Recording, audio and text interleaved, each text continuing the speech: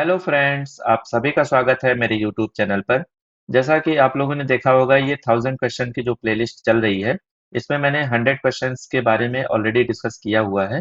अगर आप लोगों ने मेरे दोनों वीडियोस ना देखे हों तो उनको जाके देख सकते हैं। उनमें मैंने लॉजिक के साथ और कौन कौन से क्वेश्चन कैसे आपके बनते हैं उनको मैंने डिस्कस किया हुआ है डिटेल में। तो आइए इसी तरीके से हम आगे अपने क्वेश्चंस को कंटिन्यू करते हैं। जैसे यहाँ पे स्क्रीन पर आप देख रहे होंगे, तो यहाँ पे 102 वाला क्वेश्चन क्या कह रहा है। Which of the following version of the Python was released in December 2015 by Python organization? यहाँ पे कह रहा है कि पाइथन ऑर्गेनाइजेशन के द्वारा दिसंबर 2015 में पाइथन की कौन सा वर्जन रिलीज किया गया था, है ना। तो अब आप जब पाइथन की वेबसाइट पे जाएंगे तो वहां पे जो है देखेंगे कि ऑल रिलीज्ड जो वर्जन है उसमें जाके देखेंगे तो दिसंबर 2015 में जो हमारा वर्जन रिलीज किया गया था वो था 3.5.1। ठीक है। अगले वाले क्वेश्चन में देखते हैं क्या कह रहे हैं। Python file are saved with the extension as. जब भी हम कोई भी फाइल सेव करते हैं तो उसका फाइल का एक्सटेंशन क्या होता है। तो उसमें हमारा क्या एक्सटेंशन होता है, डॉट पाई। डॉट पाई हमारा एक्सटेंशन होता है जब भी हम कोई फाइल सेव करते हैं। ठीक है। अगले वाले क्वेश्चन में क्या है। What is the name of the GUI that come in built as an interactive shell with Python. यहाँ पे जैसे जब हम लोग पाइथन अपना इंस्टॉल करते हैं तो उसमें कह रहा है कि जो जीयूआई होता है, जीयूआई का मतलब हो गया graphical user interface. GUI based form में जो हमारा पाइथन शेल होता है वो कौन सा होता है या उसका नाम क्या होता है। तो यहाँ पे उसका नाम होता है आइडियली। ठीक है। जब भी आप लोगों ने प्रोग्राम्स रन कराए होंगे तो उसको देखे होंगे, आप आइडियली पे ही रन कराते हैं। ठीक है। Next question. Ideally stands for. Ideally का फुल फॉर्म क्या होता है। तो यहाँ पे आइडियली का फुल फॉर्म होता है integrated development and learning environment. ठीक है, ये फुल फॉर्म आप याद रखिएगा। Next question. The function to display specified message on the screen is. यहाँ पे जैसे कह रहा है कि अगर हमको कोई भी मैसेज डिस्प्ले करना होता है तो उसके लिए हम कौन सा फंक्शन यूज करते हैं। जैसे देखा होगा आप लोगों ने कि जब भी हम कोई भी मैसेज लिखते हैं या कोई वैल्यू प्रिंट करानी होती है तो उसको हम कहाँ लिखते हैं। तो उसको हम लिखते हैं प्रिंट नाम के अंदर। प्रिंट एक फंक्शन होता है, उसी के अंदर जो भी हम कुछ डबल कोट में लिखते हैं तो वो एज इट इज आता है। और अगर हम कॉमा करके ए बी सी इस तरीके से लिख रहे होते हैं तो इसकी क्या होती है, वैल्यू दिखाई देती है। यहाँ पे क्या होता है, इसकी वैल्यू आती है। ठीक है। और ये सारे के सारे कोई फंक्शन पाइथन में होते नहीं है। तो एक पहला ही ऑप्शन हमारा इस वाले क्वेश्चन में सही होगा। ठीक है। अगले वाले क्वेश्चन में देखते हैं। 107 वाले क्वेश्चन में क्या कह रहा है। यहाँ पे देखेंगे तो विच of the following is an assignment operator in Python. Python में असाइनमेंट ऑपरेटर इनमें से कौन सा होता है। तो जैसे यहाँ पे पहला जो ऑप्शन दिया गया है ये कौन सा ऑपरेटर होता है, आप लोग कमेंट में बताइए जरा। यहाँ पे जैसे जो दो बार इक्वल लगा है तो इसको हम लोग बोलते हैं इक्वल ऑपरेटर। तो क्या बोलते हैं, इक्वल ऑपरेटर। ठीक है। और ये इक्वल ऑपरेटर किसके अंतर्गत आता है, तो ये आता है रिलेशनल रिलेशनल ऑपरेटर। ठीक है। रिलेशनल ऑपरेटर में आप लोग पढ़े होंगे तो जैसे less than, greater than, less than equal to, greater than equal to, equal equal और नॉट इक्वल।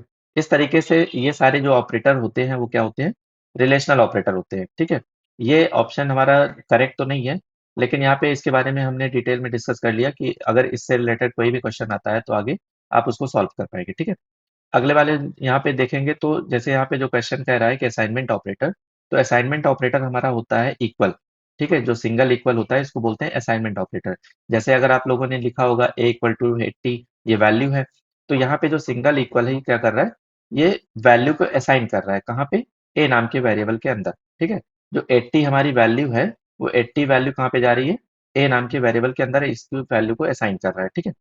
तो असाइनमेंट ऑपरेटर में और कौन-कौन से ऑपरेटर होते हैं? तो जितने हमारे अरिथमेटिक ऑपरेटर होते हैं, वो अगर उसके सामने हम इक्वल लगा देते हैं, जैसे एक इक्वल तो हमारा असाइनमेंट ऑपरेटर होता ही है, लेकिन यहाँ पे देखेंगे तो प्लस इक्वल, माइनस इक्वल, है ना, इनटू इक्वल, डिवाइड इक्वल। तो इस तरीके से जितने सारे ऑपरेटर होते हैं अरिथमेटिक वाले, उनको अगर आप यूज़ करेंगे इस तरीके से तो उनको हम बोलेंगे असाइनमेंट ऑपरेटर। ठीक है। तो ये सारे के सारे कौन से हैं, असाइनमेंट ऑपरेटर इनको बोलते हैं। देखिए क्वेश्चन कोई भी आ सकता है, तो सारे के सारे ऑपरेटर जो आप लोगों ने पढ़ रखे हैं, arithmetic operator, relational operator, logical operator, membership operator, identity operator, तो इन सारे ऑपरेटर्स के नाम आपको पता होना चाहिए। क्योंकि यहाँ पे क्वेश्चन क्या बन सकता है कि इनमें से कौन सा ऑपरेटर पाइथन में नहीं होता है। तो आपके सारे के सारे नाम आपको पता होना चाहिए कि कौन कौन से हमारे ऑपरेटर पाइथन में होते हैं, ठीक है? और उन सारे ऑपरेटर्स के अंदर कौन-कौन से सिंबल्स होते हैं, जैसे अगर अरिथमेटिक ऑपरेटर में कौन-कौन से सिंबल होते हैं, रिलेशनल ऑपरेटर के अंदर कौन-कौन से सिंबल होते हैं, तो इनको आप डिटेल में सारे के सारे आप लोग ऑपरेटर को याद करके रखिए, ठीक है? चलिए नेक्स्ट क्वेश्चन देखते हैं। Which of the following is used to initialize multiple variables with a common value? जैसे यहाँ पे अगर हमको कोई एक कॉमन वैल्यू मल्टीपल वेरिएबल में इनिशियलाइज करनी है तो उसके लिए हम क्या यूज करते हैं, कौन सा मेथड यूज करते हैं? जैसे तीन टाइप के आपके वेरिएबल इनिशियलाइज किए जा सकते हैं। तीन टाइप से क्या कि जैसे अगर हम वैल्यू डायरेक्ट लिखना चाह रहे हैं a = 18, b = 18, इस तरीके से कर सकते हैं। एक तो पहला मेथड हो गया, ठीक है। दूसरा मेथड क्या है कि यहाँ पे a, b = 18, 18 इस तरीके से कर सकते हैं। इसका मतलब हुआ कि जो a की वैल्यू है वो 18 है और b की वैल्यू जो है वो भी 18 है, ठीक है? तो इस तरीके से आप कर सकते हैं। लेकिन यहाँ पे कॉमन वैल्यू अगर हमको एक ही साथ सारे वेरिएबल में असाइन करनी होगी तो एक तीसरा जो मेथड होता है वो होता है a = b = c = ऐसे करके 18। तो यहाँ पे जो 18 वैल्यू हम असाइन कर रहे हैं वो तीनों के तीनों वेरिएबल में एक ही बार में स्टोर हो जा रही है, ठीक है? तो इन तीनों मेथड में आप कोई भी मेथड यूज कर सकते हैं। लेकिन यहाँ पे जो करेक्ट मेथड पूछ रहा है कि जो है कॉमन वैल्यू हम एक ही साथ सारे वेरिएबल में कैसे असाइन करेंगे, तो हमारा कौन सा ऑप्शन होगा? बी ऑप्शन होगा, ठीक है? ये करेक्ट ऑप्शन है। चलिए next question. Comments in Python begins with. जब भी हम कमेंट यूज करते हैं पाइथन में तो उसके लिए कौन सा सिंबल यूज करते हैं? तो उसके लिए हम लोग हैश सिंबल यूज करते हैं, ठीक है? Next question. A user specified value can be assigned to a variable with this function. जब भी हम यहाँ पे जो है कोई वेरिएबल यूजर के थ्रू हम कोई वैल्यू असाइन करते हैं किसी वेरिएबल में तो उसके लिए कौन सा फंक्शन यूज किया जाता है? तो आप लोगों ने पढ़ा होगा इनपुट फंक्शन। इनपुट फंक्शन क्या करता है, जैसे अगर हमको यूजर से एक्सेप्ट करानी होती है वैल्यू तो हम इनपुट फंक्शन यूज करते हैं। एक तो हम डायरेक्ट वैल्यू इनिशियलाइज कर सकते हैं, जैसे यहाँ पे s = 18 लिखा हुआ है तो s की वैल्यू यहाँ पे क्या है, 18 फिक्स है। लेकिन अगर हम बार बार चेंज करके यूजर से एक्सेप्ट करा के वैल्यू देखना चाहते हैं तो उसके लिए क्या लिखेंगे, s = यहाँ पे लिखेंगे इनपुट, यहाँ पे इस तरीके से लिखेंगे इनपुट और यहाँ पे क्या लिखेंगे, एंटर द नंबर, ठीक है? Enter the number. तो जब इस तरीके से हम अगर लिखेंगे तो यहाँ पे क्या होगा, ये जब भी प्रोग्राम रन करेगा तो वहाँ पे यूजर से वैल्यू एक्सेप्ट करने के लिए रेडी हो जाएगा और जो भी यूजर वैल्यू एंटर करेगा तो वो किस वेरिएबल में जाएगी, तो वहाँ पे एस वेरिएबल में जाके स्टोर हो जाएगी, ठीक है? कोई भी वेरिएबल होगा तो उसमें वैल्यू जाके स्टोर हो जाएगी अगर ये फंक्शन आप यूज कर रहे हैं तो यही यहाँ पे पूछ रहा था कि यहाँ पे किसी वेरिएबल में अगर यूजर से वैल्यू एक्सेप्ट करनी है या यूजर से वैल्यू हमको स्पेसिफाई करनी है तो उसके लिए कौन सा फंक्शन यूज होता है, तो उसके लिए होगा हमारा input function. Next question. User input is read as. जो भी हम वैल्यू यूजर के थ्रू इनपुट करते हैं तो वो किस फॉर्म में रीड होती है, ठीक है? जैसे यहाँ पे अभी ऊपर एग्जांपल मैंने बताया कि अगर यहाँ पे लिख रखा है आपने n = इनपुट, इनपुट और यहाँ पे enter the number, enter the number, ठीक है? इस तरीके से अगर आप लोगों ने लिखा हुआ है तो यहाँ पे पूछ रहा है कि जब वैल्यू यूजर यहाँ पे देगा तो वो किस फॉर्म में रहेगी, मतलब उसका टाइप क्या होगा, वो किस फॉर्म में रीड करेगा वैल्यू, ठीक है? तो यहाँ पे देखेंगे तो फ्लोटिंग पॉइंट डेसिमल नंबर होगा नहीं, ये हमारा ऑप्शन सही होगा बी वाला, टेक्स्ट स्ट्रिंग। मतलब अगर यहाँ पे हम नंबर भी एंटर कर रहे हैं, जैसे 20 मान लीजिए एंटर किया मैंने, तो 20 एंटर करने पे यहाँ पे n की जो वैल्यू होगी वो हमारी 20 तो है, लेकिन ये स्ट्रिंग फॉर्म में है। स्ट्रिंग फॉर्म का मतलब हो गया कि इस पे हम कोई अरिथमेटिक कैलकुलेशन नहीं कर सकते। अरिथमेटिक कैलकुलेशन का मतलब क्या हुआ कि इस पे हम प्लस माइनस डिवाइड इस तरीके से कोई कैलकुलेशन नहीं कर सकते। कैलकुलेशन होने का मतलब है कि अगर इसको हम किसी वेरिएबल के साथ ऐड करेंगे, जैसे a = n + 30 कर दिया, ठीक है? तो यहाँ पे देखेंगे तो n की जो वैल्यू है वो स्ट्रिंग फॉर्म में है। तो अगर यहाँ पे होना क्या चाहिए था, 20 + 30 ऐड होके यहाँ पे क्या आना चाहिए था, 50। लेकिन यहाँ पे 50 आंसर नहीं आएगा। क्यों? क्योंकि जो n की वैल्यू है वो स्ट्रिंग फॉर्म में है। तो इसका आंसर जब देखेंगे तो यहाँ पे कितना आएगा, 20 और 30 आएगा। मतलब एक ही साथ जुड़ जाएगा ये। अगर यहाँ पे जो है आपको हम आइडियली ओपन करें, यहाँ पे दिखाएँ कि कैसे ये प्रोग्राम रन करेगा। तो जैसे यहाँ पे देखेंगे, देखिए जैसे आइडियली पे अगर हम क्वेश्चन को रन कराएँगे, जैसे यहाँ पे लिखा मैंने, यहाँ पे a = इनपुट और यहाँ पे लिखा enter the number, enter the number, ठीक है? एंटर द नंबर लिखने के बाद जैसे ही इसको रन कराएँगे तो यहाँ पे देखिए नंबर पूछ रहा है कि कोई वैल्यू आप एंटर करिए। जैसे मैंने 20 एंटर किया, तो a वेरिएबल में क्या गया, 20 चला गया। लेकिन अगर हम इसका टाइप चेक करेंगे, यहाँ पे टाइप लिखेंगे a, तो यहाँ पे इसका टाइप क्या बताएगा, यहाँ पे देखेंगे तो आप स्ट्रिंग बता रहा है, ठीक है। तो जैसे मैं एन में अगर वैल्यू स्टोर करने की बात कर रहा था, ए प्लस अगर मान लीजिए 30 मैंने ऐड किया, है ना, और यहाँ पे जब प्रिंट करेंगे तो देखेंगे तो क्या एरर दे रहा है, कह रहा है कि कोई भी वैल्यू स्ट्रिंग के साथ इंटीजर की ऐड नहीं हो सकती है, ठीक है। तो ये एरर देगा यहाँ पे। तो इस तरीके से आप जब भी कोई क्वेश्चन डाउट हुआ करे तो आप उसको आइडियली पे चला के चेक कर लिया करिए, ठीक है। तो यहाँ पे इस तरीके से देखेंगे तो यहाँ पे ऑप्शन जो हमारा इस वाले क्वेश्चन का सही था वो क्या था, टेक्स्ट स्ट्रिंग था। अभी आने वाले क्वेश्चन में हम थोड़ा और डिटेल में बात करेंगे इस पे। चलिए अगले वाले क्वेश्चन पे देखते हैं क्या कह रहा है। Output display by the print function will add this invisible character at the end of line by default. यहाँ पे अगर हम जो है प्रिंट फंक्शन यूज करते हैं, जैसे यहाँ पे कह रहा है कि output display by the print function, तो जो हम प्रिंट फंक्शन यूज करते हैं, जैसे यहाँ पे प्रिंट लिखा, तो प्रिंट फंक्शन के बाद यहाँ पे जो भी स्टेटमेंट लिखा हुआ है, जैसे मान लीजिए लिखा मैंने वेलकम, यहाँ पे लिखा हुआ है वेलकम, और नेक्स्ट वाला जो यहाँ पे प्रिंट यूज करेंगे, यहाँ पे वेलकम टू पाइथन, इस तरीके से अगर मान लीजिए लिखा हुआ है, तो जब ये दोनों के दोनों पाइथन में प्रिंट होंगे स्टेटमेंट, तो यहाँ पे क्या होगा कि जो वेलकम लिखा है तो वेलकम तो एज इट इज इस तरीके से आ जाएगा, ठीक है। वेलकम लिख के आया, और अगला वाला जो प्रिंट यूज हो रहा है तो उसमें अब ऑटोमेटिक यहाँ पे वो नेक्स्ट लाइन में ही प्रिंट करता है। यहाँ पे जो टू पाइथन लिखा हुआ है ये नेक्स्ट लाइन में क्यों प्रिंट हुआ, क्योंकि यहाँ पे जो इनविजिबल कैरेक्टर यूज हो रहा है वो होता है /n। इसका मतलब होता है न्यू लाइन। इसका मतलब क्या होता है, न्यू लाइन। ये इनविजिबल रहता है, इनविजिबल का मतलब है दिखाई तो नहीं दे रहा है, लेकिन वो नेक्स्ट लाइन में उसको चेंज करने के लिए रेडी हो जाता है, ठीक है। जब भी अगला प्रिंट फंक्शन यूज होगा तो वहां पे क्या करेगा, वो नई लाइन से प्रिंट करेगा। और इसको हम लोग बोलते हैं स्केप सीक्वेंस, इसको बोलते हैं स्केप सीक्वेंस, ठीक है। तो ये ध्यान रखिएगा आप लोग कि या तो क्वेश्चन पूछ सकता है कि इनमें से कौन से न्यू लाइन के स्केप सीक्वेंस हैं, ठीक है। तो न्यू लाइन के स्केप सीक्वेंस हमारे /n होंगे, और ये जो /t यूज हो रहा है तो इसको हम लोग यूज करते हैं टैब स्पेस के लिए, टैब स्पेस, ठीक है। ये सारी चीज़ें प्रैक्टिकल नॉलेज जब आप देखेंगे तो वहाँ पे ज़्यादा ज़रूरत पड़ेगी। यहाँ पे जब प्रैक्टिकली आप करके देखे होंगे तो आपको क्वेश्चन आसानी से समझ में आ रहा होगा, ठीक है। ये जो मुझे डिटेल में बताना पड़ रहा है, जो लोग क्वेश्चन केवल सॉल्व करने आए हैं उनको प्रोग्रामिंग के बारे में पता नहीं है, या पाइथन के जो क्वेश्चंस हैं उनको नहीं लगाए हुए हैं, तो उनको समझने में थोड़ा सा प्रॉब्लम होगी, ठीक है। इसलिए मैं थोड़ा सा डिटेल में इसकी बात कर रहा हूँ। तो क्वेश्चन कहीं से भी बन सकता है, ठीक है। नेक्स्ट क्वेश्चन देखते हैं। Multiple value specified in parentheses to print function will display each value separated with this by default। यहाँ पे जैसे जो multiple values specified in parenthesis है ना, तो जैसे अगर मान लीजिए मल्टीपल वैल्यू हम प्रिंट करना चाहते हैं, जैसे यहाँ पे प्रिंट फंक्शन यूज किया हुआ है, और प्रिंट में अलग अलग वैल्यू हम प्रिंट करना चाह रहे हैं, ए कॉमा बी कॉमा सी, इस तरीके से वैल्यू हम प्रिंट करना चाह रहे हैं। तो यहाँ पे कह रहा है कि जो है डिफॉल्ट में ये सेपरेटेड किससे होती है, मतलब डिफॉल्ट में ये वैल्यू सेपरेटेड किससे रहती है। अगर मान लीजिए यहाँ पे a equal to B equal to C, यहाँ पे सबकी वैल्यू मैंने 30 रख रखी है, तो अगर 30 प्रिंट होगा तो ए की भी वैल्यू 30 है, बी की भी वैल्यू 30 है, और सी की भी वैल्यू 30 है। तो जब सारी की सारी वैल्यू प्रिंट हो रही है तो यहाँ पे पूछ रहा है कि ये सेपरेट किससे हो रहा है, ठीक है। तो ये जो बाय डिफॉल्ट सेपरेट होता है वो होता है हमारा सिंगल स्पेस से, ठीक है। जब भी आप प्रिंट करके देखेंगे तो यहाँ पे किससे ये सेपरेट करेगा, सिंगल स्पेस से, ठीक है। तो ऑप्शन पहला वाला सही होगा। नेक्स्ट क्वेश्चन,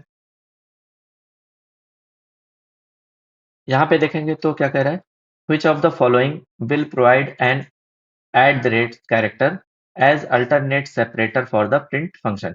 जैसे अभी ऊपर वाले क्वेश्चन में क्या था कि डिफॉल्ट सेपरेटर क्या होता है, डिफॉल्ट सेपरेटर का मतलब कोई भी वैल्यू जब प्रिंट होगी तो उसका उसके लिए सेपरेटर क्या होगा, तो सिंगल स्पेस था। लेकिन यहाँ पे कह रहा है कि अगर हम @ से उसको सेपरेट करना चाहते हैं तो उसके लिए क्या फंक्शन या कौन सा एट्रीब्यूट यूज किया जाता है, ठीक है। तो जैसे यहाँ पे देखेंगे तो जो चौथा वाला ऑप्शन है, सेप इक्वल टू @, तो ये हमारा ऑप्शन यूज किया जाता है। जैसे अगर यहाँ पे मान लीजिए हमने लिखा है प्रिंट और 10, 30 इस तरीके से लिखा, तो इनकी जब वैल्यू प्रिंट होगी तो 10 और 30 प्रिंट हो जाएगी। जब यहाँ पे कोई भी सेपरेटर नहीं यूज हो रहा है तो डिफॉल्ट में एक सिंगल स्पेस का सेपरेटर होता है। लेकिन अगर मान लीजिए हम यहाँ पे इसको हटा के यहाँ पे यूज करते हैं कॉमा, सेप इक्वल टू @, ठीक है। यहाँ पे @ अगर यूज किया हुआ है, ठीक है, तो @ में क्या होगा कि जो सेपरेटर इनके दोनों की वैल्यू के बीच में यूज हो रहा है वो अब @ हो रहा है, तो यहाँ पे @ लग जाएगा, फिर अगला वाला जो वैल्यू प्रिंट होगा तो उसके बाद भी @ लग जाएगा, ठीक है। तो यहाँ पे जो है सेप एट द रेट का यूज करके हम वैल्यू को सेपरेट करने के लिए यूज कर सकते हैं, ठीक है। जैसे यहाँ पे एट द रेट केवल जरूरी नहीं कि एट द रेट ही हो, कोई भी सिंबल हो सकता है, हैज यूज कर सकते हैं, एंड यूज कर सकते हैं, एट द रेट यूज कर सकते हैं। तो ये सारे सिंबल आप यूज कर सकते हैं, ठीक है। कॉमा हो सकता है, डॉट हो सकता है, ये सारी चीजें। Next question, which of the following will provide a asterisk character as alternative line ending for the printing print function।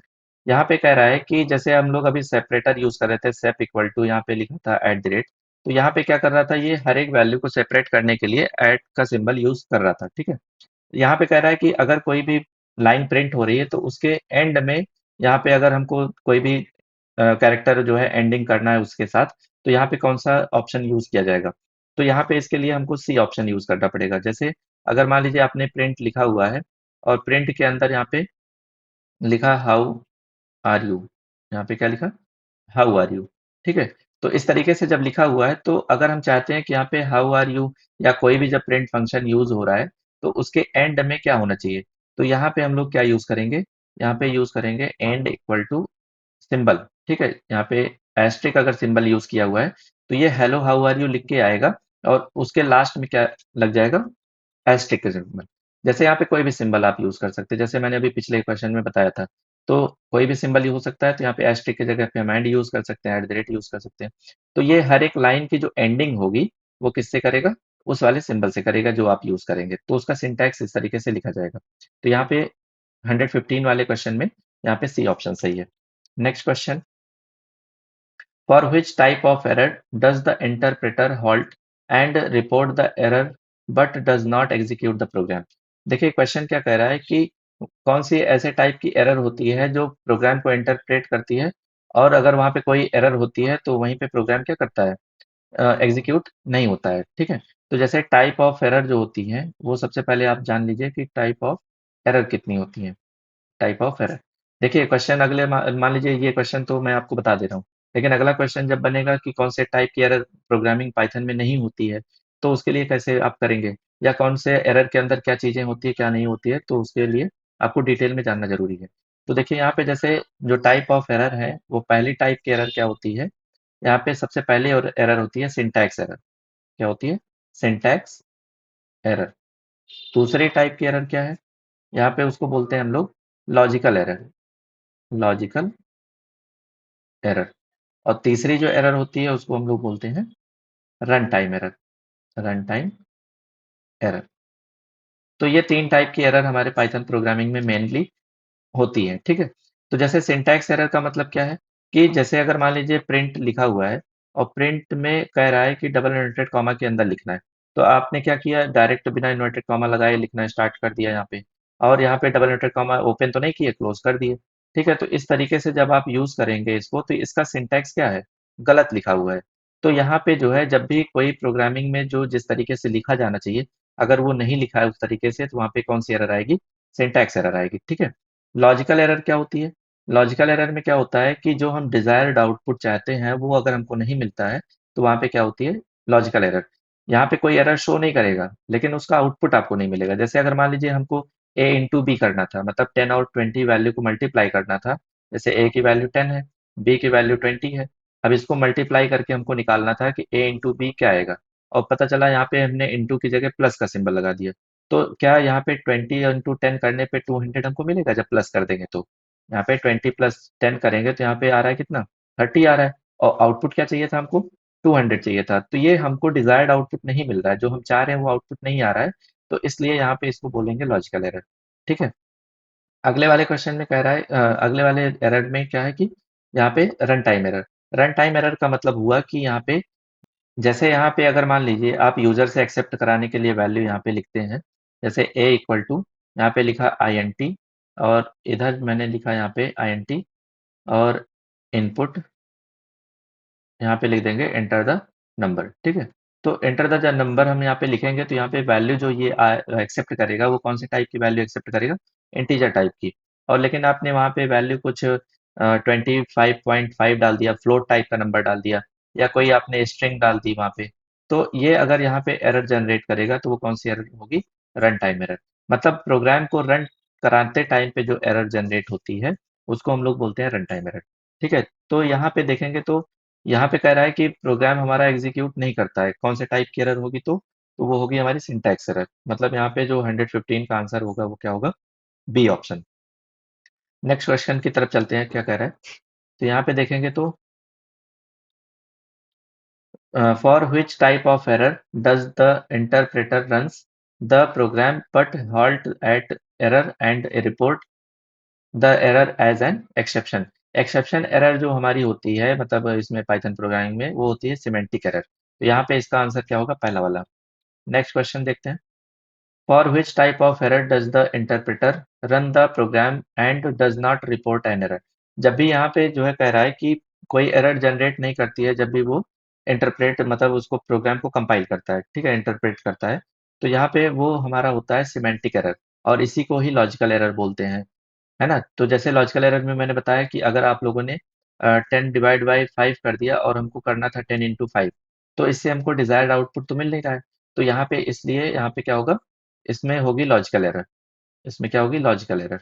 तो यहाँ पे इस तरीके से पहला ऑप्शन यहाँ पे करेक्ट होगा। नेक्स्ट क्वेश्चन की तरफ चलते हैं, क्या कह रहा है? What will be the output of the following statement? यहाँ पे जैसे स्टेटमेंट जो लिखा हुआ है उसका आउटपुट बताना है।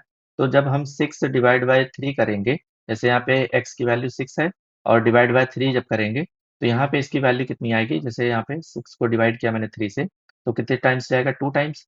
और यहाँ पे जब इसको हम 2 टाइम्स ले जाएँगे तो यहाँ पे 6 से ये पूरा का पूरा रिमाइंडर इसका 0 आ गया, ठीक है? माइनस करके। तो यहाँ पे जब भी इसकी वैल्यू जो क्वोशिएंट वाली आ रही है, तो इसको जब हम लिखेंगे तो यहाँ पे लिखेंगे 2.0। 2.0 क्यों लिखेंगे? क्योंकि यहाँ पे डिवाइड का सिंबल लगा हुआ है, ठीक है? जैसे यहाँ पे अगर 6 डिवाइड बाय 3 होगा, तो यहाँ पे इसका आंसर आएगा 2.0। लेकिन अगर 6 फ्लोर डिवीजन 3 लिखा होता, तब इसका आंसर आता 2। ठीक है? तो ये मैंने पिछले वाले वीडियो में डिस्कस किया हुआ है, बस यहाँ पे मैं रिवाइज़ करवा रहा हूँ। और यहाँ पे अगर हम 6 मॉड 3 लिखेंगे और इसका आंसर देखेंगे तो क्या आएगा? यहाँ पे इसका रिमाइंडर आएगा। अब जब मॉडुलस लगा होता है, इसको कौन-सा ऑपरेटर बोलते हैं? मॉडुलस। ठीक है? तो ये भी याद रखिएगा, मॉडुलस बोलते हैं इसको। ठीक है? तो मॉडुलस में क्या होता है? रिमाइंडर आता है। तो रिमाइंडर कितना आया था? 0 आया था। तो इस टाइप से जो है कई सारे क्वेश्चन्स आपके अरिथमेटिक ऑपरेटर से ही बन सकते हैं। ठीक है? नेक्स्ट क्वेश्चन में देखते हैं क्या कह रहा है।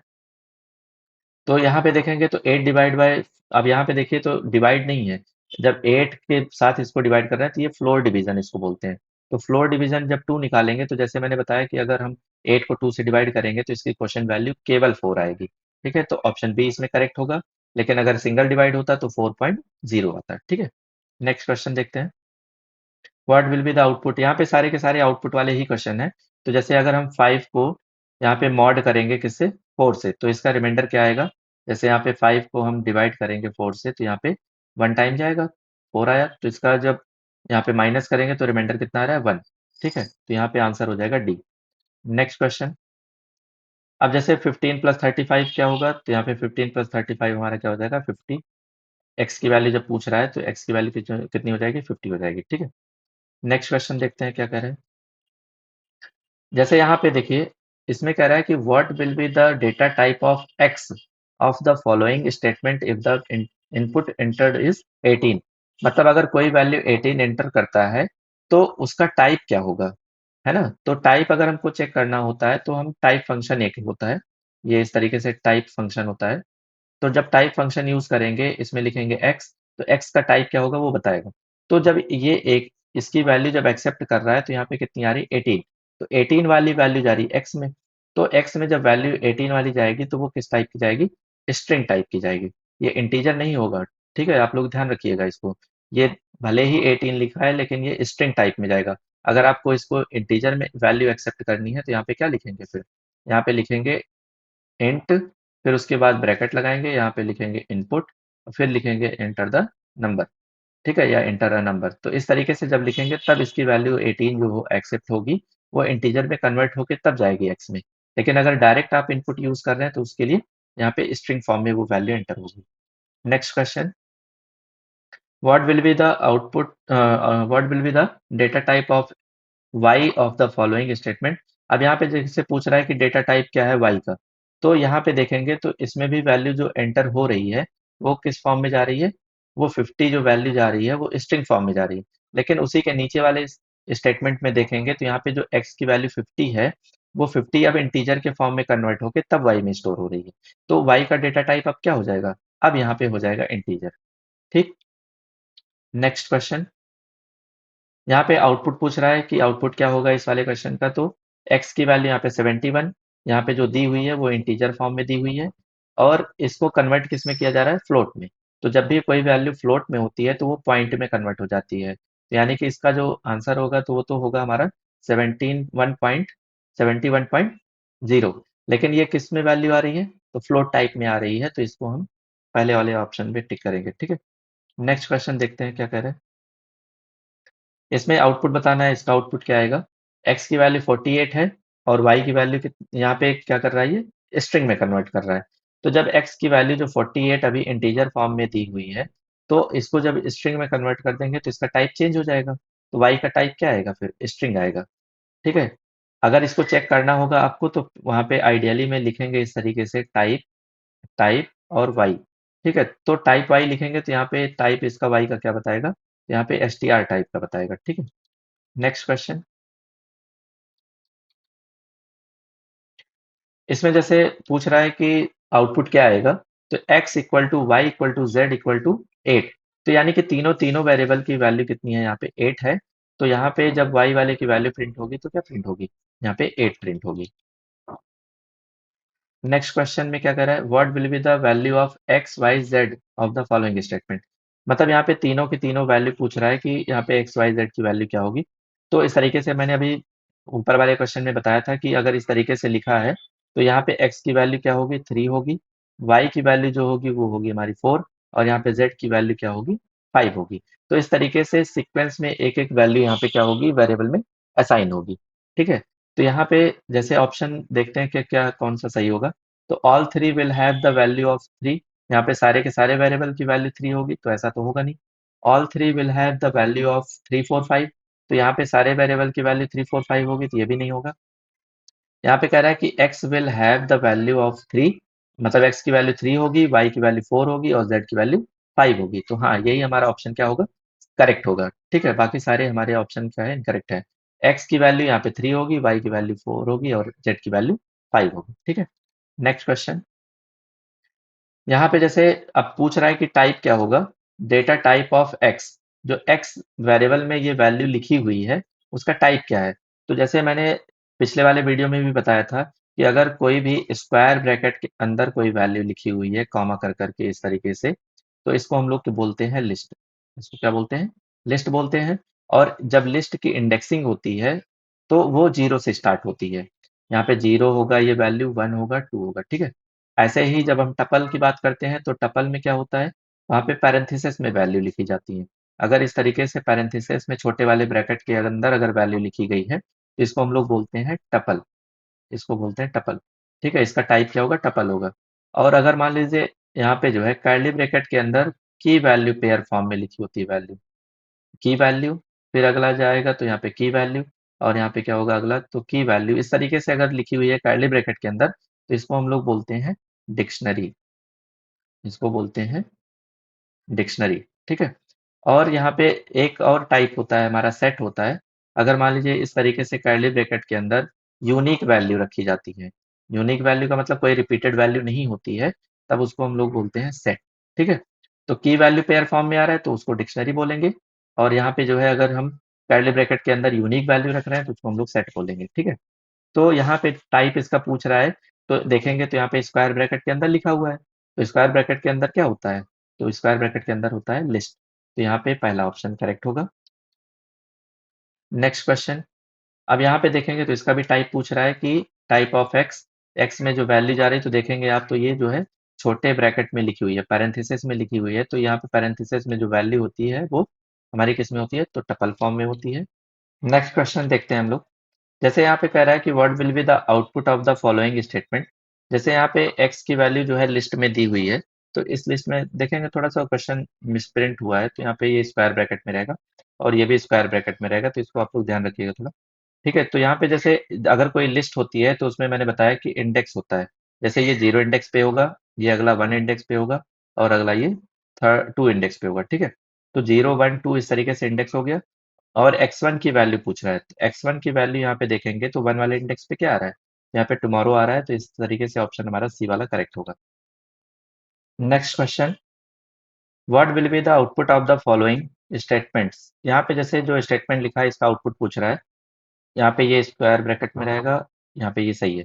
ठीक है, तो यहाँ पे जैसे जो वैल्यू लिखी हुई है x में, तो x एक लिस्ट है, तो इसकी जो वैल्यू लिखी हुई है यहाँ पे क्या करेंगे, इसको इंडेक्सिंग कर देंगे। जैसे यहाँ पे जो वैल्यू लिखी हुई है इसकी क्या कर देंगे, इंडेक्सिंग। इंडेक्सिंग में कहाँ से स्टार्ट करते हैं, 0 से, और ये हो जाएगा 1 पे और ये हो जाएगा 2 पे। तो यहाँ पे x जीरो की वैल्यू पूछ रहा है, तो ये x नाम की लिस्ट है। तो x नाम की लिस्ट है, तो x जीरो इंडेक्स पे जो वैल्यू आ रही है वो आ रही है 25। और यहाँ पे देखेंगे तो 1 वाले इंडेक्स पे क्या आ रही है वैल्यू, तो यहाँ पे आ रही है 35। और अगले वाले इंडेक्स पे कौन सी वैल्यू आ रही है, तो यहाँ पे 45। तो इस तरीके से जो भी क्वेश्चन पूछे जाएंगे इंडेक्स वाले, तो उनका आप इंडेक्स सेट करिएगा, और इंडेक्स सेट करने के बाद वहाँ पे क्या करेंगे, उसकी वैल्यू निकाल लेंगे। तो यहाँ पे x जीरो की वैल्यू 25 है, तो 25 कहाँ पे जा रहा है, ये y नाम के वेरिएबल में, और y की वैल्यू को प्रिंट किया जा रहा है, तो यहाँ पे y में क्या आया है, 25। तो यहाँ पे बी ऑप्शन सही होगा। नेक्स्ट वाले क्वेश्चन की तरफ देखते हैं क्या कह रहा है। यहाँ पे भी आउटपुट पूछ रहा है कि यहाँ पे इसका आउटपुट क्या आएगा। नेक्स्ट क्वेश्चन देखते हैं क्या कह रहा है। जैसे यहाँ पे x की वैल्यू जो है एक लिस्ट में दी हुई है, और यहाँ पे क्या पूछ रहा है कि x1 की वैल्यू और x2 की वैल्यू दोनों की ऐड करने पे क्या आएगी। तो x1 यहाँ पे भी इंडेक्सिंग कर देंगे, जैसे ये 0 इंडेक्स पे है, ये 1 इंडेक्स पे और ये 2 इंडेक्स पे। ठीक है, तो 1 इंडेक्स पे 10 आ रहा है, और 2 इंडेक्स पे यहाँ पे हमारा आ रहा है, क्या आ रहा है, 30। तो 1 वाले पे 20, और प्लस यहाँ पे 2 वाले पे क्या आ रहा है, 30। तो 20 प्लस 30 कितना होगा, 50। तो यहाँ पे डी ऑप्शन सही होगा। नेक्स्ट क्वेश्चन, जैसे यहाँ पे भी एक लिस्ट बनी हुई है, तो पूरा का पूरा जो संडे लिखा है वो 0 इंडेक्स पे होगा, ये पूरा 1 इंडेक्स पे होगा, और ये पूरा 2 इंडेक्स पे होगा। ठीक है, तो 0 1 2 इंडेक्स इसका सेट हो गया। और यहाँ पे जब देखेंगे तो x1 और x2 की वैल्यू पूछ रहा है। तो x1 की वैल्यू हमारी दी हुई है मंडे, तो यहाँ पे मैंने मंडे लिख लिया। और यहाँ पे 2 पे वैल्यू दी हुई है ट्यूसडे, तो इस तरीके से ट्यूसडे लिख देंगे। तो इस तरीके का ऑप्शन कहाँ पे दिया हुआ है, मंडे और ट्यूसडे देखेंगे तो यहाँ पे पहला ऑप्शन दिया है। अब इसमें ये मंडे ट्यूसडे यहाँ पे भी दिया है और बीच में स्पेस है, तो ये ऑप्शन क्यों नहीं सही होगा, क्योंकि यहाँ पे देखेंगे तो संडे जो लिखा हुआ है उसके ना तो पीछे स्पेस है और ना तो ट्यूसडे के स्टार्टिंग में स्पेस है। तो इसलिए जब दोनों की दोनों स्ट्रिंग जब जुड़ेंगी, कॉन्कैट होंगी, तो वहाँ पे वो विदाउट स्पेस जुड़ेंगी। ठीक है, तो इसलिए ऑप्शन यहाँ पे हमारा पहला वाला होगा, ना कि फोर्थ वाला। नेक्स्ट क्वेश्चन, यहाँ पे भी आउटपुट पूछ रहा है। जैसे यहाँ पे देखेंगे तो ये नेस्टेड लिस्ट का क्वेश्चन है। नेस्टेड लिस्ट का मतलब हो गया कि एक लिस्ट के अंदर अगर लिस्ट यूज की जाती है तो उसको बोलते हैं नेस्टेड लिस्ट। ये कैसे होगी, जैसे यहाँ पे x इक्वल टू, अगर हम कोई लिस्ट की वैल्यू लिखते हैं तो वो कैसे होती है, इस तरीके से स्क्वायर ब्रैकेट में होती है। लेकिन अगर इसके अंदर भी वैल्यू हम लिस्ट में रख दें, जैसे यहाँ पे इस तरीके से 1 2 3 4, ये वैल्यू मैंने लिस्ट के अंदर रख दी और फिर से लिस्ट में रख दिया, तो इसको हम लोग बोलते हैं नेस्टेड लिस्ट। ठीक है, इस तरीके से अगर रखेंगे 4 5 6 7, ये इस तरीके से वैल्यू हो गई, तो ये हो गई अगली वाली वैल्यू, और यहाँ पे कॉमा लगा के अगली वैल्यू रख देते हैं 1 2 3 4। ठीक है, तो ये वैल्यू जो भी रखा हुआ है मैंने, ये इंडेक्स वाइज सेट होंगी। कैसे, ये पूरा का पूरा जब हम कॉमा के साथ जो सेपरेट हो रहा है, तो इसको पूरा मानेंगे हम 0 इंडेक्स, और अगली वाली जो वैल्यू लिस्ट में जो सेपरेट हो रही है कॉमा से, उसको मानेंगे 1 वाले इंडेक्स पे, और अगला वाला पूरा का पूरा ये होगा 2 वाले इंडेक्स पे। ठीक है, तो जो 1 और 2 इस तरीके से इंडेक्स सेट हो गया, तो एक 0 इंडेक्स पे जो है वो क्या है, एक पूरी लिस्ट है। क्या है, पूरी लिस्ट है। तो लिस्ट के अंदर जब लिस्ट होगी तो उसकी भी तो इंडेक्सिंग होगी ना। तो यहाँ पे ये भी जो इंडेक्स होगा इसका, ये 0 इंडेक्स होगा, ये 1 होगा, 2 होगा, 3 होगा। ठीक है, अगला वाला जो 1 वाले लिस्ट के इंडेक्स पे है वो क्या है, तो इसका भी 0 1 2 3 इस तरीके से इंडेक्स होगा, और अगले वाले की भी इंडेक्सिंग इसी तरीके 0 1 2 3 होगी। ठीक है, तो यहाँ पे जब देखेंगे तो ये जो पूरा का पूरा ये लिखा हुआ है, ये 0 इंडेक्स पे है, ये 1 इंडेक्स पे है, और ये 2, और ये पूरा का पूरा जो है 0 इंडेक्स पे आ रहा है। ठीक है, और ये पूरा का पूरा ये किस पे आ रहा है, ये 1 इंडेक्स पे आ रहा है। तो जो भी इंडेक्स है, इंडेक्स के अंदर इंडेक्स बन रहा है, तो यहाँ पे 0 1 2 लिख देंगे। तो यहाँ पे देखेंगे तो x1 का मतलब हो गया कि x में सबसे पहले आउटर इंडेक्सिंग जो हो रही है, वो इसकी बात कर रहा है, 1 वाले की, और उसके अंदर 2 इंडेक्स पे क्या आ रहा है, तो आउटर इंडेक्सिंग जो 1 है, इसके 2 इंडेक्स पे क्या आ रहा है, तो आ रहा है हमारा 6.0। ठीक है, तो यहाँ पे ऑप्शन क्या करेक्ट होगा, 6.0 वाला सही होगा। जैसे इसी वाले क्वेश्चन में हम आपको थोड़ा-सा डिटेल में बता देते हैं। जैसे ये जो है अगर हम x0 की वैल्यू पूछते हैं, तो x0 पे पूरी की पूरी क्या आ रही है? लिस्ट आ रही है। तो यहाँ पे अगर x0 की वैल्यू पूछता है, तो 1, 2, 3, 4 ये पूरा आएगा, ठीक है? ये पूरी की पूरी वैल्यू आएगी। लेकिन अगर आपसे पूछता है कि x0, 1 इस तरीके से, तो 0, 1 का मतलब क्या हुआ? 0, 1 का मतलब कि 0 इंडेक्स पे 1 वाला इंडेक्स क्या है? तो यहाँ पे वैल्यू कितनी आ रही है 1 वाले इंडेक्स पे? तो 2 आ रही है। तो इस तरीके से वैल्यू निकालेंगे। अगर मान लीजिए हमने यहाँ पे लिखा है कि x2 और यहाँ पे 2, तो इसका आंसर क्या आएगा? बताइए आप लोग कमेंट में बताइए। यहाँ पे अगर हम 2x का देखेंगे तो यहाँ पे x में 2 इंडेक्स क्या है? तो यहाँ पे ये वाला है 2 इंडेक्स और इसके अंदर भी 2 इंडेक्स देख रहा है तो यहाँ पे क्या आ रहा है 3। तो इसका आंसर क्या होगा 3। तो इस तरीके से नेस्टेड वाले लिस्ट को ये क्वेश्चन को सॉल्व करेंगे। नेक्स्ट क्वेश्चन देखते हैं क्या है। What will be the output of the following statement. यहाँ पे देखेंगे तो वैसे ही नेस्टेड लिस्ट का क्वेश्चन पूछ रहा है। तो ये पूरा का पूरा हमारा किस पे होगा? 0 इंडेक्स पे और ये पूरा कितना होगा? 1 वाले इंडेक्स पे, ठीक है? तो 0 और 1 तो आउटर इंडेक्स सेट कर दिया। अब इसके अंदर भी ये 0, ये 1 और ये 2। फिर अगला वाला इंडेक्स 0, 1, 2 ये इंडेक्स हो गया, ठीक है? तो इसमें पूछ रहा है 0, 1 तो 0, 1 का मतलब 0 इंडेक्स तो ये पहले ये है और उसके अंदर 1 इंडेक्स पे क्या आ रहा है? तो 1.0 आ रहा है तो यहाँ 1.0 लिख लेते हैं। अगला जब देखेंगे तो 1 है और 1 वाले पे 0 पूछ रहा है। तो 1 वाले के इंडेक्स पे 0 वाला एलिमेंट कौन सा आ रहा है? यहाँ पे आ रहा है 4.0। तो जब इन दोनों को ऐड करेंगे तो यहाँ पे कितना आएगा? 5.0 आएगा, ठीक है?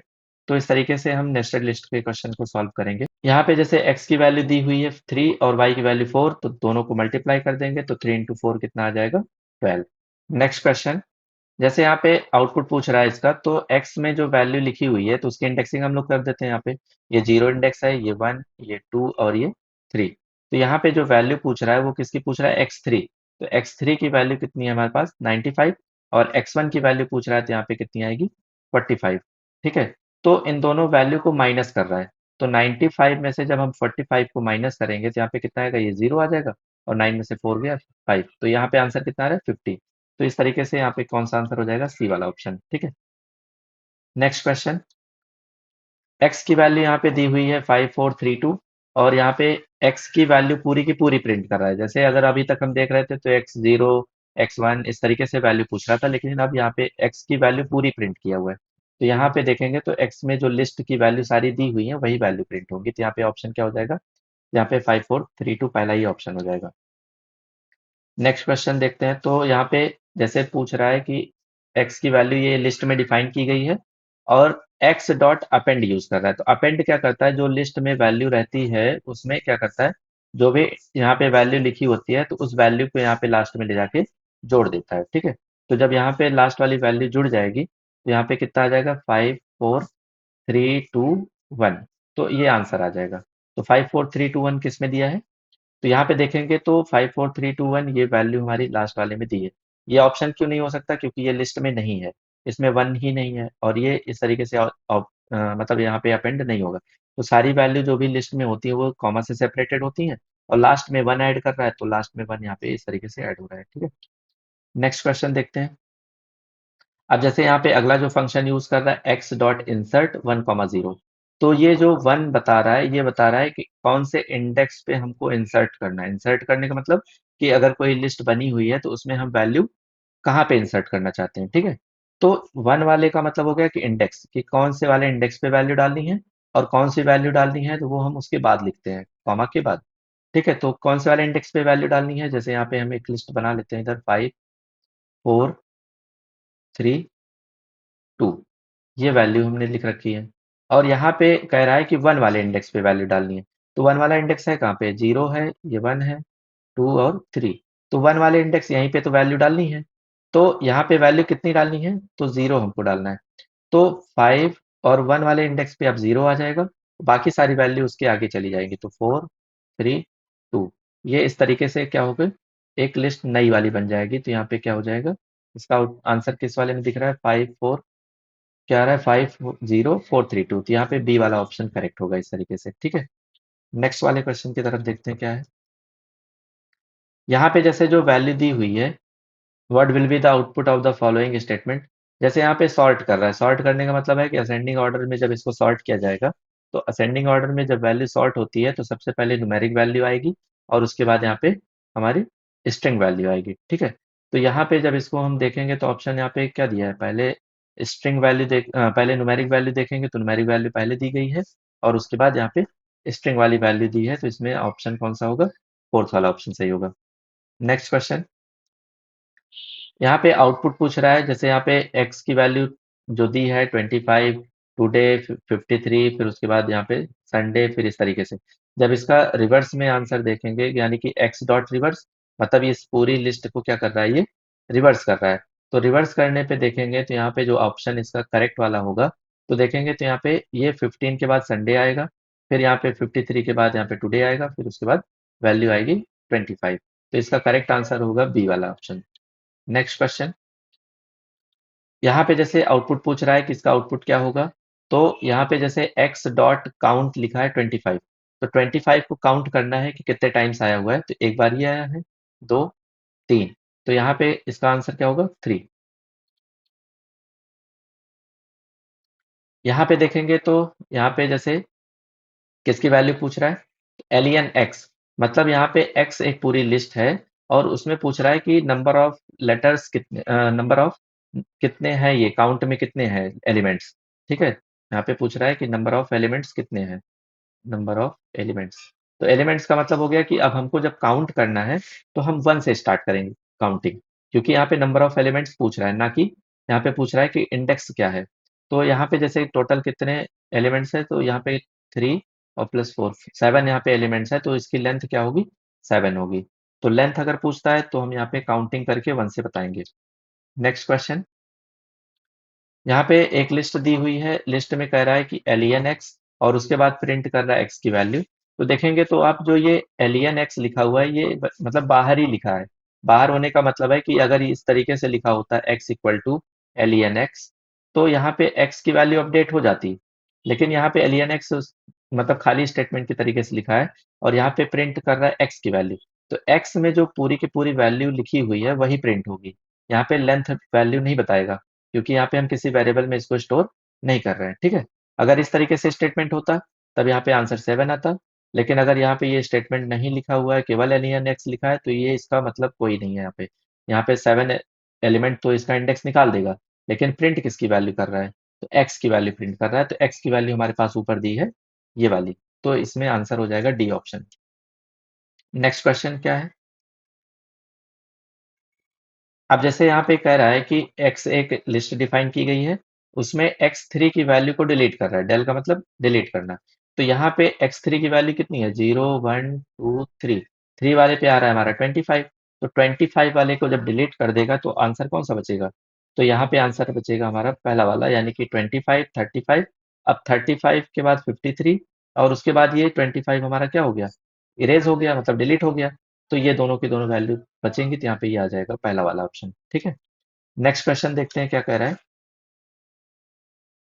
यहाँ पे जैसे दिया हुआ है x इक्वल टू ये वैल्यू दी हुई है और इसमें डेल कर रहा है किसकी वैल्यू, तो 2 कॉलन 3 लिखा है।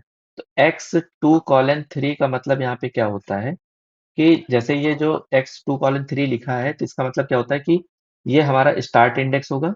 ये कौन सा इंडेक्स है, ये स्टार्ट इंडेक्स है। और ये वाला कौन सा इंडेक्स है, तो ये वाला एंड इंडेक्स है। तो स्टार्ट और एंड ये दोनों की दोनों वैल्यू दी है और एंड वैल्यू जो चलती है तो वो हमेशा एक -1 तक चलता है, ठीक है। तो यानी कि जब 3 - 1 करेंगे तो यहाँ पे कितना आएगा, 2 आएगा। तो 2 से स्टार्ट होगा और 2 पर ही एंड हो जाएगा, तो इसका मतलब एक ही एलिमेंट को डिलीट करेगा। तो देखते हैं हम लोग 2 इंडेक्स कहाँ पे है, 0 1 2, तो 2 इंडेक्स पे 6 आ रहा है, तो इसका मतलब इस लिस्ट से 6 नंबर को डिलीट कर रहा है। तो 6 नंबर को डिलीट करने के बाद हमारे पास क्या-क्या एलिमेंट्स बचेंगे, तो 5 3 2 4 0 1, तो ऑप्शन बी यहाँ पे करेक्ट होगा, ठीक है। नेक्स्ट क्वेश्चन, यहाँ पे जैसे लिस्ट दी है और उसमें 0 से लेके 7 तक के इंडेक्स को डिलीट कर रहा है। तो जैसे यहाँ पे देखेंगे तो 0 1 2 3 4 5 6, टोटल 6 इंडेक्स तक आ रहा है, लेकिन एलिमेंट कितने हैं, तो 7 एलिमेंट्स हैं।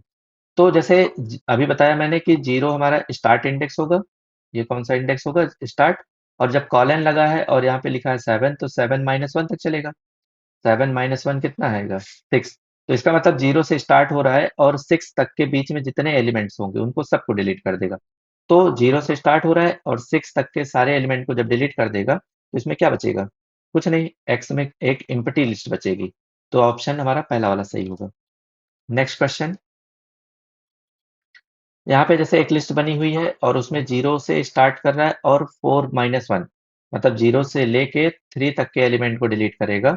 तो 0 1 2 3, मतलब ये स्टार्टिंग वाले नंबर्स हमारे क्या हो जाएंगे, डिलीट हो जाएंगे। तो बचेगा क्या इसमें 407, तो एक्स की वैल्यू 407 यहाँ पे क्या होगी, प्रिंट होगी। तो लास्ट ऑप्शन करेक्ट हो जाएगा। Next question, what will be the output of the following statement. यहाँ पे जैसे देखेंगे तो x की वैल्यू दी हुई है और यहाँ पे ना तो स्टार्ट इंडेक्स दिया है और ना तो एंड इंडेक्स दिया है। जैसे यहाँ पे x में स्टार्ट इंडेक्स ना तो दिया है हमारा और ना ही एंड इंडेक्स दिया हुआ है। तो इसका मतलब स्टार्टिंग जब होगी तो 0 से होगी और एंड जो होगा तो एंड पूरा का पूरा जो यहाँ लेटर 6 तक आ रहा था ये इंडेक्स, तो यहाँ पूरा तक चलता आएगा। जब एंड इंडेक्स नहीं दिया होगा तो पूरा यहाँ तक चलेगा, ठीक है। तब यहाँ पे माइनस नहीं होगा। तो जब ये डिलीट करेगा तो इसमें भी सारे के सारे एलिमेंट्स जब डिलीट हो जाएंगे तो यहाँ बचेगा क्या फिर, तो एम्प्टी लिस्ट इसमें भी बचेगी। तो ये डी नहीं होगा, यहाँ पे एम्प्टी लिस्ट होगी। तो इस तरीके से इसमें 150 वाले में क्या होगा, पहला ऑप्शन करेक्ट हो जाएगा, ठीक है। तो इस तरीके से मैंने 50 क्वेश्चंस के बारे में इस वीडियो में डिस्कस किया हुआ है। और आप लोगों ने अगर पिछला वीडियो मेरा दो दो मैंने वीडियो अपलोड किए 50-50 क्वेश्चंस को, उनको भी जाके देख सकते हैं, ठीक है। तो वीडियो अच्छा लगा हो तो प्लीज़ लाइक करें, सब्सक्राइब करें और अपने दोस्तों में भी शेयर करें जो ओ लेवल आपके साथ में पढ़ रहे हो या जो ओ लेवल करना चाहते हो, ठीक है? चलिए मिलते हैं हम लोग नेक्स्ट क्वेश्चन से अगले वीडियो में। Okay, thank you, bye bye.